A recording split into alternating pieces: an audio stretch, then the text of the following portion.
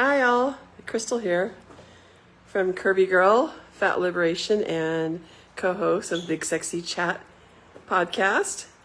Yesterday, someone asked me if I could talk about tips for advocating for ourselves when we go to the doctor's office. So pretty much everybody knows that going to a doctor's office when you're fat is very problematic and it can be very triggering. And I have learned a few things over the years, and I've learned these things from other really amazing fat activists and fat liberationists like Tigress Osborne, Reagan Chastain, Marilyn Wan, you name it. I've learned from them, and I've only been in this fat liberation world for about, let's call it 15 or 16 years. But the fat liberation movement's been around since the 60s when it was a civil rights movement. And anyway, I just want to make sure I give credit where credit's due. But the first thing I do when I go to the doctor's office is I walk in and I perform very sweet, good fatty, hi, good morning. And then they say, okay, can we come over here and take your blood pressure and weigh you? And I go, oh, you know what? I would prefer if we took my blood pressure at the end of this appointment, because what I know about myself is that my blood pressure is really high when I first get here. And also I'd rather just get weighed if she thinks I need to be weighed. Because guess what? You don't have to get weighed every time. If they're not going to prescribe you medication and it's based on your weight, then why do you have to get weighed every time?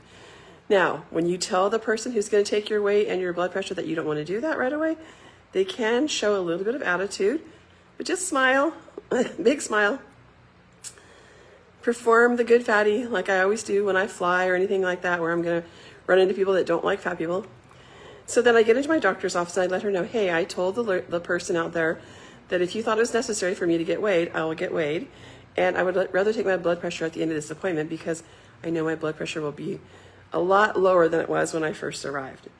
And so also that gives me the opportunity to advocate for myself by asking for a larger blood pressure cuff, which gives large bodies a better blood pressure reading. So make sure you let them know that you want that larger blood pressure, and don't let them take it with the smaller blood pressure cuff. It's hard to say those words together. You'll be sorry, because your blood pressure will look really high.